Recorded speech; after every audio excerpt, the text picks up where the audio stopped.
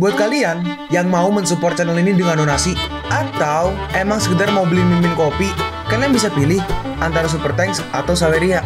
Gue sih nggak masalah kalian pilih yang mana. Cuma kalau bisa, lewat Saweria aja. Soalnya kalau YouTube, potongannya gede, 30%. Kalau Saweria, cuma 5%. Untuk link Saweria, kalian bisa klik aja di atas kanan nih. Atau bisa cek di kolom deskripsi. Tapi kalau mau support, nggak harus donasi kok. Dengan kalian nonton sampai habis, dan memberikan like pada video ini, itu udah ngebantu banget buat support channel ini. Oh iya, kalian juga bisa join nih ke grup Telegram komunitas cerita manhwa yang baru. Untuk linknya, gue tampilin di layar ya. Tapi kalau malas ngetik, cek aja kolom deskripsi.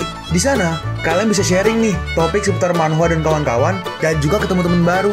Kalau mau info terbaru dari Mimin, misalnya upload kapan atau misalnya ada telat upload, Mimin pasti akan langsung infokan di Telegram. Makanya, jangan lupa join ya. Nggak perlu berlama-lama lagi, kita mulai aja ceritanya.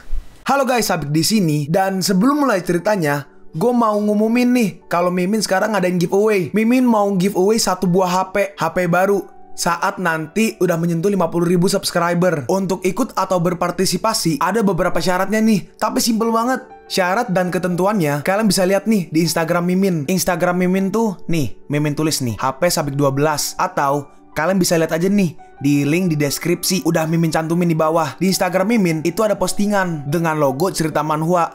Nah, di sana kalian bisa lihat tuh syarat dan ketentuannya. Gak susah kok, syaratnya simple banget. Gak pakai ribet, gak pakai susah. 2 menit selesai. Pemenangnya akan Mimin umumin saat udah menyentuh 50.000 subscriber. Tunggu apa lagi? Makanya yuk, buruan subscribe biar cepet-cepet giveaway-nya. Nanti bakal ada giveaway terus kok, tenang aja. Oke, segitu aja, kita lanjut ke ceritanya. Menurut video dan saksi di TKP, kami secara bertahap terhambat dalam kasus pembantaian ini. Kemudian, aku melakukan beberapa operasi penangkapan, tetapi semuanya gagal. Aku kira kau dipindahkan ke Peicing karena wajah-wajah yang dikenal ditemukan. Semua orang yang meninggal berasal dari kamar dagang. 9 dari 10 mereka ada hubungannya dengan 4 pahlawan. Wait, tangannya Shaka woi. Adik kecil, duduklah dengan kuat. Dan mereka pun langsung pergi nih.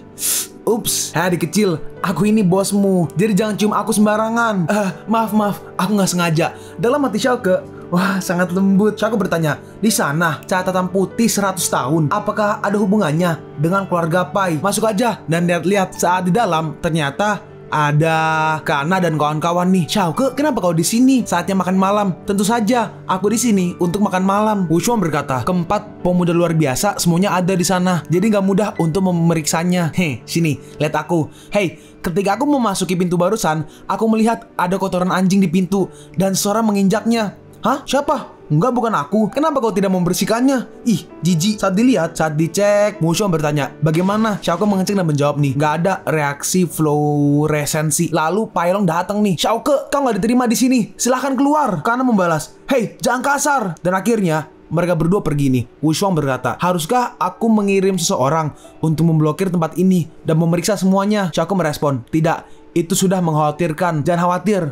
aku akan mencari tahu. Nah terus Schalke menemui si Yu Chao. Akan lebih baik jika petugas Fang ada di sana. Dia jauh lebih profesional daripada aku. Jangan merendahkan dirimu. Aku mengandalkanmu. Ini dilihat dari informasi saat ini yang kami pegang, mereka yang mati adalah tokoh inti dari kamar dagang Longtu. 4 pemuda luar biasa mengendalikan kamar dagang. Kasus ini ada hubungannya dengan mereka. Hah? Apa kuncinya? Tentu saja kita akan memecah belah mereka masing-masing. Mulailah dengan dia. Hari sudah larut. Aku kembali untuk istirahat. Lalu Schalke memeluknya nih. Schalke berkata, Yu Chao, tinggallah di sini malam ini.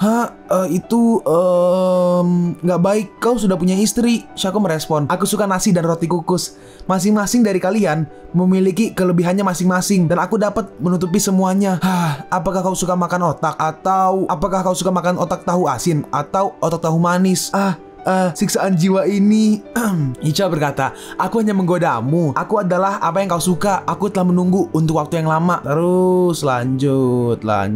Sekarang kita pergi nih ke Long Group. Kita melihat ada si Tuan Muda Leng yang lagi nyantai ngudut. Dalam hati Leng, kenapa Schalke menyelamatkanku? Ini membingungkan. Lalu tiba-tiba, Pak Leng, ini buruk. Jangan panik, ketika sesuatu terjadi, orang yang melakukan hal-hal besar harus tenang. Ini daftar terbaru kami dari Guntur Pil Anjing Laut. Banyak orang pergi ke rumah sakit setelah makan, dan badan pengawas obat mengirim surat yang menanyakan, ayo pergi ke rumah sakit. Baik, ngomong-ngomong, kita harus membeli kembali semua obat di pasaran dengan segala cara. Siap. Nah, sekarang kita ada di rumah sakit Longtu nih. Si Leng pergi ke sana. Presiden Leng, aku baru aja menerima kabar bahwa semua obat di pasaran telah dibeli. Bagaimana dengan media? Si bawahannya menjawab, lebih baik jangan. Jika jatuh ke tangan perusahaan saingan, kita akan hancur. Si bawahan berkata nih, mari kita tenangkan orang-orang ini dulu. Mereka telah menghancurkan kedua apotek kita. Aduh, seharusnya aku sudah melakukan beberapa persiapan. Nah, kita melihat nih ada 3 orang tua nih. Di situ ternyata ada Xiaoke nih. Orang-orang itu berkata, terima kasih Dokter Xiao, kau adalah orang tua reproduktif kami. Melihat itu, Leng kaget. Dalam hati Leng, apa yang terjadi? Tua muda Leng, aku sudah menyelesaikan semuanya di sini untuk Anda. Bagaimana kau akan berterima kasih kepadaku? Untuk mengobatinya, aku telah menggunakan beberapa pil Chu Chuan Shen Pao. Leng merespon nih, pil Chu Chuan Shen Pao sulit ditemukan di pasar internasional dan harganya sangat mahal. Terima kasih, Xiaoke berkata nih. Iya, emang sudah seharusnya begitu. Terus ini ada yang foto nih. Yu Chao sih harusnya lihatnya, bajunya biru kan? Tadi Yu Chao biru kan nggak salah kan? Lanjut, Xiaoke berkata nih. Dan aku telah membeli obat-obatan bermasalah itu di pasaran. Aku bisa memberimu resep lengkap kalau kau mau. Leng berkata, Xiaoke, kau telah melakukan begitu banyak untukku. Karena kau ingin aku mengkhianati Qin Tianyuan kan? Itu nggak mungkin. Kau pasti akan mati. Xiaoke merespon nih. Ini seperti aku terpojok. Kau terlalu banyak berpikir. Aku punya alasan untuk membantumu. Enggak. Tidak ada jasa dan juga tidak ada untungnya. Berapa harga pil Chu Chuan Shen Pao milikmu? Aku akan membayarnya. Karena kau tidak menghargainya, lupakan aja.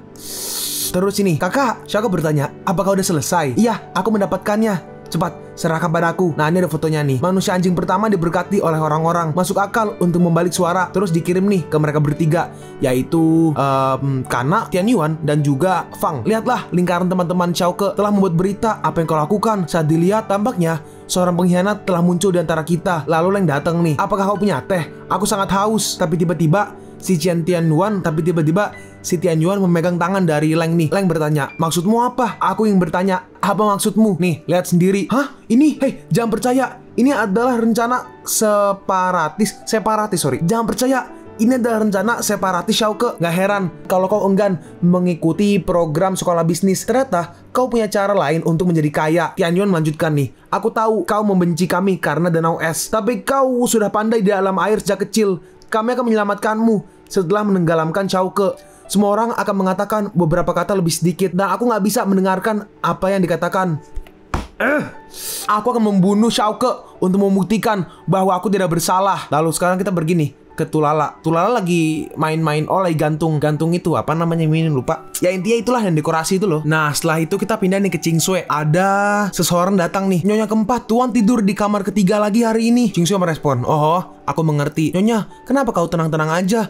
Bukankah itu buruk bagimu jika terus seperti ini? Garis kecil, jangan perbaiki kebiasaan feodal ini. Apa tuh? Jangan perbaiki kebiasaan feodal ini. Harmoni adalah yang paling penting. Baiklah. Sayangnya istri keempat sangat cantik. Kenapa dia tidak bersaing untuk mendapatkan bantuan? Aku benar-benar tidak bisa mengetahuinya. Nah, ini sekarang di kamar Aisyah. Seseorang berteammate-nya, pelayan pembantu Aisyah berkata nih, Nyonya Yang, Tuan menyalakan lampu di ruang ketiga lagi hari ini. Tidak di sini lagi. Sialan, kenapa dia terus berada di sana? Aku juga ingin diperhatikan. Lalu Xiaoke datang nih. Siapa yang berani membuat wanitaku marah? Aisyah bertanya, sayang, apa yang kau lakukan di sini? Xiaoke menjawab, aku kira kau akan kehilangan kesabaran. Jadi aku datang ke sini untuk membujukmu. Ternyata kau saat memikirkan diriku. Si pembantu berkata, Nyonya terlihat seperti anak kecil yang meminta permen. Berhenti membicarakan orang lain. Pergi dan beritahu Nyonya keempat untuk menyalakan lampu juga. Yo ho ho. Mulai sekarang, setiap hari aku akan melakukannya secara bergantian. Demi keharmonisan keluarga, aku hanya bisa memiliki sedikit lebih banyak untungnya. Lalu ini Yu Chao menghampiri Xiaoke nih. Yu Chao berkata, aku sedikit khawatir tentang undangan perjamuan ini. Apakah kau benar-benar ingin pergi? Nggak ada jamuan makan yang enak, tidak ada anggur yang enak. Tapi mau nggak mau, aku harus pergi. Oh iya, aku akan meminta seseorang untuk membantu yang dapat digunakan sebagai alat tawar-menawar saat itu. Xiaoke merespon, ide bagus, tapi kita nggak bisa melakukan hal-hal yang melanggar hukum. Jangan khawatir, aku punya kartu traf untuk menghadapinya. Yaudah, aku akan menunggumu kembali. Dan Xiaoke pun pergi nih. Ternyata Xiaoke pergi ke tempat dari Leng, tua muda Leng. Leng berkata, kedatangan Tuan Xiao ke perjamuan membuat rumahku yang dingin menjadi ceria. Nah, terus duduk. Xiaoke berkata nih, tua muda Leng, kau saat ini mengundangku. Jadi kenapa? Ini, jangan khawatir, minumlah secangkir teh untuk melembabkan tenggorokanmu terlebih dahulu. Terus Xiaoke pakai perspektif eye buat ngeliat nih, ada racun apa enggak. Dan ternyata ada. Dalam hati Xiaoke, membosankan. Ternyata dia menggunakan metode yang buruk. Terus Xiaoke meminumnya nih. Ini secangkir teh yang enak, ada lagi nggak? Terus dikasih lagi segelas lagi. Xiaoke minum lagi. Ini segar sekali. Dalam hati dalam hati si Leng, ada apa ini? Ini adalah racun. Minta gelas lagi. Terus minum lagi. Dan ternyata di mulut Xiaoke nih ada seperti sebuah formasi. Jadi memindahkan minumannya nih, dipindahin ke si skeleton penjaga rumah Chow Chow. Ini adalah minuman terbaik yang pernah aku minum selama ratusan tahun. Berapa banyak lagi yang kau miliki di keluargamu? Bawa semuanya. Dalam hati Leng, racunnya nggak akan kadaluarsa kan? Si bawahannya berkata, Pak Leng, tidak ada es dan aku nggak bisa membuatnya lagi. Hei, apa yang baru aja kau katakan? Ternyata Tuan Muda Leng mengundangku untuk datang karena dia menginginkan hidupku. Xiaoke, sekarang, setelah kau tahu semuanya, jangan salahkan aku karena bersikap kejam. Lakukan, cepat. Tapi setelah itu, sunyi nih, nggak ada kenapa-napa. Ini kenapa nggak ada yang datang? Jangan mengacaukannya. Orang bayaranmu tidak akan datang. Di mana pria itu? Terus datang nih. Loh, oh kakak adek. Si Leng berkata, kakak, apakah kau kembali? Bagus, kakak, kau baru aja datang ke sini. Bantu aku menangani orang jahat ini. Terus Leng Qingsu hanya diam. Terus diplak, digampar. Kakak, kenapa kau memukulku? Dia adalah kakak iparmu.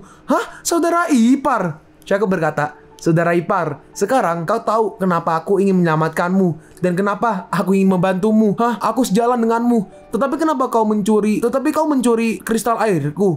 Aku tersesat. Leng Yue berkata, bisakah kita pergi pulang bersama-sama? Tua muda Leng berkata, kakak, apa kau bisa berhenti menunjukkan cintamu di depanku? Kakak perempuanmu ini akhirnya menemukan pria yang baik dan hampir terbunuh olehmu. Kakak iparku sangat tidak normal. Dia meminum banyak racun, tapi dia baik-baik aja. Bagaimana bisa aku membunuhnya?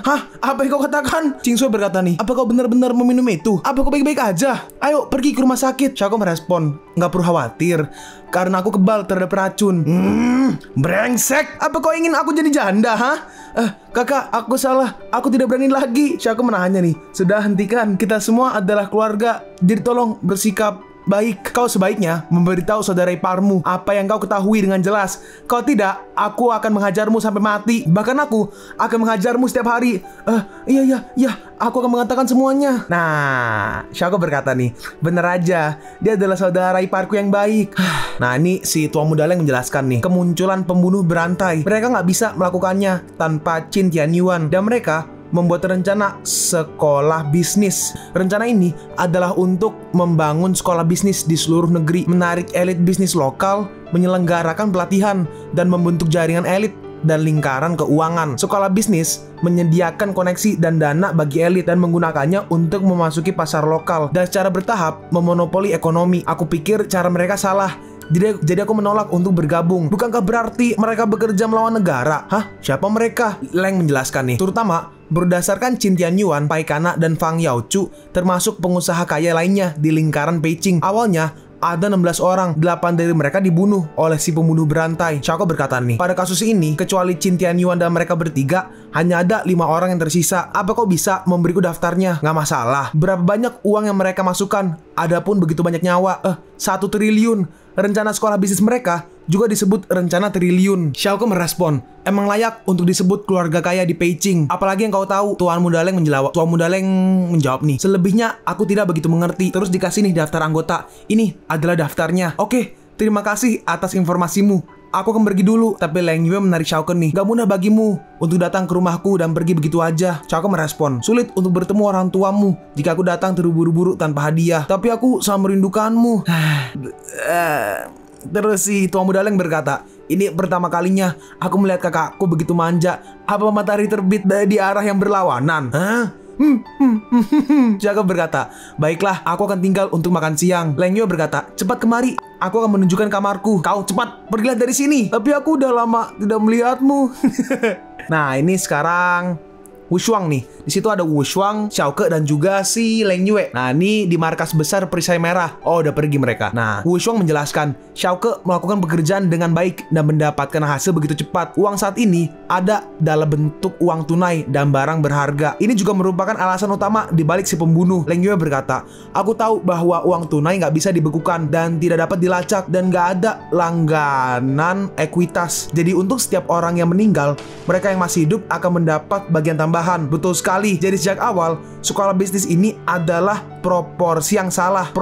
Jadi sejak awal sekolah bisnis ini adalah proposisi yang salah. Apa yang sebenarnya diinginkan si pembunuh adalah 1 triliun ini. Selain itu, menurut daftar yang diberikan oleh Xiaoke, kami menemukan identitas 5 orang yang tersisa. Di antara mereka ada 3 kerabat dari anggota keluarga langsung dan tidak langsung Qin Tianyuan, dasar 1 kerabat dari keluarga Pai. Hanya orang ini yang tidak ada hubungannya dengan mereka bertiga.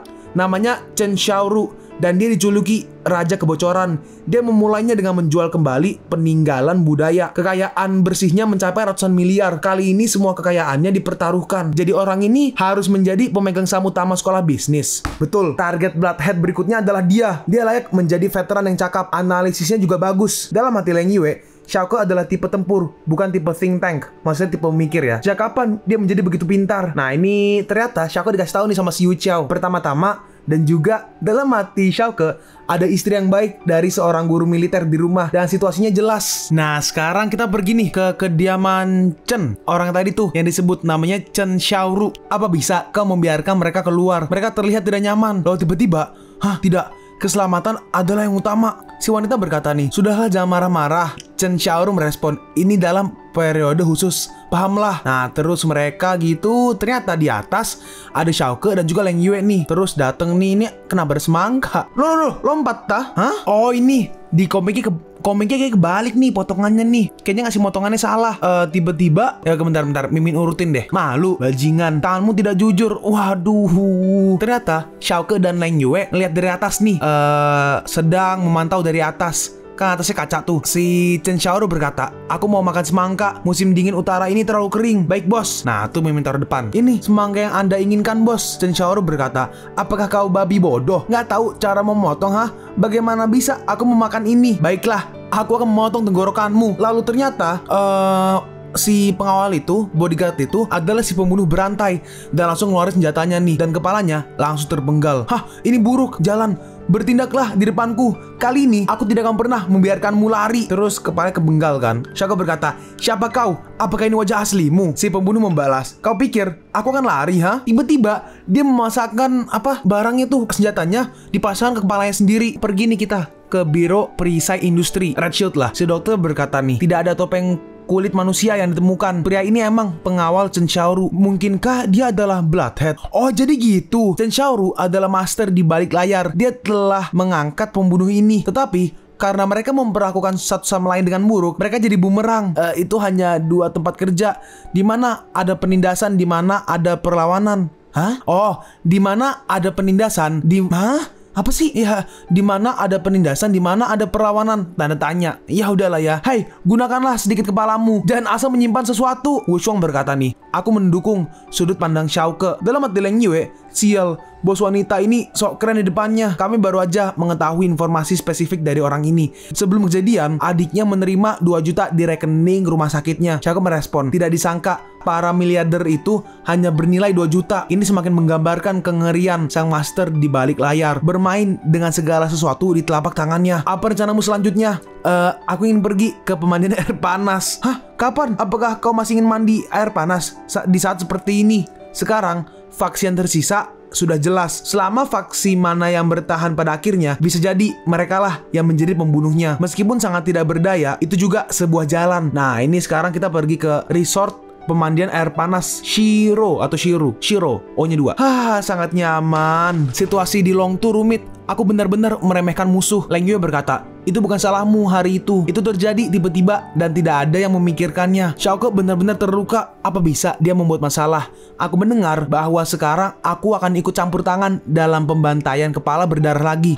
Suara ini? Itu jadi di kamar sebelah, di pemandian sebelah ada yang ngomong gitu tuh. Suara ini? Nah mereka berdua sadar tuh. Leng Yue mau maju. Beraninya menghina laki-lakiku. Aku akan membunuhmu. Hei, tuh, jangan bergerak. Xiaoke menahannya tuh. Ada orang seperti Xiaoke di era manapun. Ini adalah tusukan yang khas. Setelah dipukuli habis-habisan oleh masyarakat, dia secara alami akan jujur. Ternyata orang tua ini bersama si Fang Yaochu. Bagaimana dengan uang yang kita masukkan? Meskipun pembantaian Bloodhead membuat orang panik, tetapi sejak zaman kuno, uang dan kekayaan berada dalam bahaya. Mereka yang hidup berbagi uang. Paman keempat, apa yang sebenarnya kau lakukan? Si paman menjawab nih, bagaimanapun kalian 3 orang muda yang lain memiliki niat dan tidak memiliki kunci lemari besi. Kau bercanda? Di mana aku bisa menemukan senjata tersembunyi yang bagus? Lalu tiba-tiba seseorang datang nih. Teman-teman, apakah kalian memerlukan handuk? Enggak. Pergi. Kau membutuhkannya. Ternyata itu si pembunuh lagi nih, menyerang ke arah Fang Yaochu. Bocah bau sembunyi dalam. Dan si paman menyelamatkan Fang Yaochu. Jadi kepala didorong ke air. Terus senjatanya nancap ke kepala si paman. Paman keempat. Dan si paman pun kepalanya langsung terpenggal. Hei, kau nggak bisa melarikan diri. Si pembunuh menyerang lagi nih ke arah Fang Yaochu. Kalian pun sampai di penghujung video ini. Kalian mau tahu lanjutan chapter ini? Atau manhwa menarik lainnya? Makanya, jangan lupa subscribe biar kalian gak ketinggalan kalau gue upload video baru. Jangan lupa like, komen, dan share ke teman-teman kalian supaya channel ini bisa lebih berkembang ke depannya. Segitu dulu dari video cerita manhwa. Gua Sabik undur diri. See you on the next video. Zaijian!